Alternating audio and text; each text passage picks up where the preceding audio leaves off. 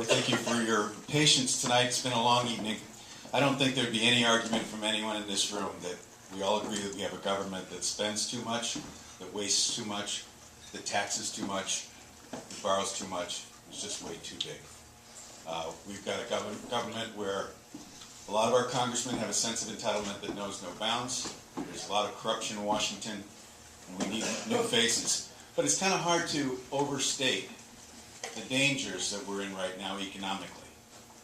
We have unfunded liabilities, which are approximately 40 times our total annual tax revenue. Right now, the government consumes $1 out of every 4 that's produced in America.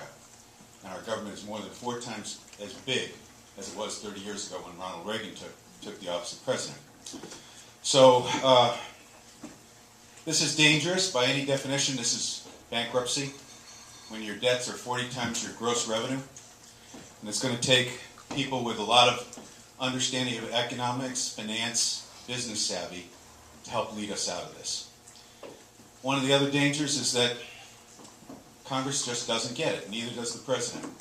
This government just gets bigger and bigger and bigger, and they're not learning that what they're actually doing is destroying jobs. In the last 2 years, we've had 2 stimulus bills. All we've done is we've lost 8.4 million jobs across the country, and we've added over $1 trillion to our national debt. Now what do they want to do? What's their answer? A jobs bill. They're not going to call it a stimulus bill this time because they know that that's becoming unpopular. They're going to come up with a jobs bill. But we're going to get more of the same. What we need to fix our country and our economy and put people back to work, because there's 50,000 people who are unemployed here in New Hampshire. What we need is more sensible tax policies and a more pro-business environment. Because you know what? We're not all going to be able to fit into the federal lifeboat. We all can't become federal employees. Now, in order to do that, we've got to stop the nonsense that's preventing businesses from hiring. They've got to be able to predict their tax rates. They've got to be able to predict their labor costs, their energy costs, and their healthcare costs.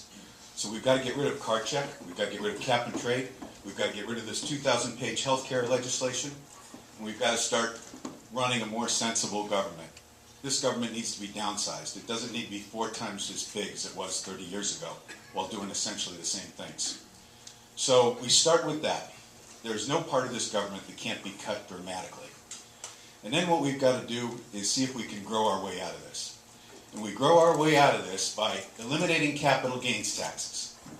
If we did this, the money that would be lost to the federal government in taxes would be more than made up by putting people back to work and getting them off the unemployment rolls.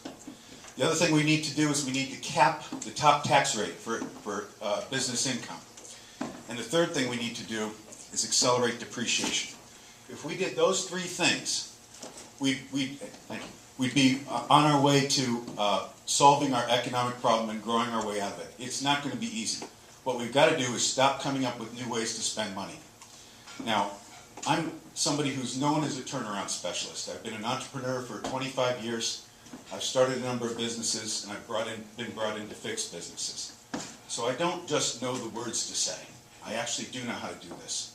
And I never would have guessed 2 years ago, or even 18 months ago, that I'd be standing before you, because I never expected to be a politician. But somebody's got to do something to fix this, and I just don't see anybody else out there who can. So, with your help, I want to bring changes to Washington. I want to fight for term limits. The 22nd Amendment limited the president to 8 years. There's no reason in the world why any of the 535 members of Congress should need to be there for more than 12 years. I want to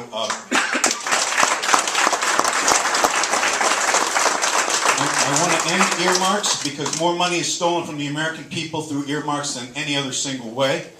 I want to end the sense of entitlement in Congress, and I want to make sure that nothing gets named after a congressman or a senator or a public servant of any kind until 10 years after their last breath. The entire state of West Virginia is named after Robert Byrd, and so we've got to get back to a feeling of public servants and not people of great entitlement.